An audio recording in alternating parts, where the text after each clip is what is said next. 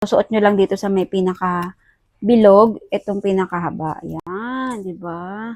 Ang yaman ko na daw kasi ang dami ko raw alas, lalo na kapag aalis. Kaya ito, bumili pa ako ng panibago. So, ayan yung design niya. And then, meron pa nga siya mga, ano dyan, mga bato-bato. Usong-uso kasi ngayon to yung mga ganitong necklace, yung makakapal. Yung talagang lutang na lutang yung ganda mo. Dahil sa kwintas. As you can see, yan, plain lang. And then, kapag sinuot nga natin siya, is ganito siya. Ayan, di ba? Ang ganda. So, 18K gold-plated na nga to, kaya hindi siya basta-basta nangungupas and hypoallergenic na rin siya, hindi kayo mangangate. Tested ko na tong brand na to, yung Mikana. To, pwede nyo nga tong pang regalo. Yan, meron siyang kasing ganyang kasamang paper bag and tong lalagyan. Yan, dito siya nakalagay. Pa siyang box na ganito.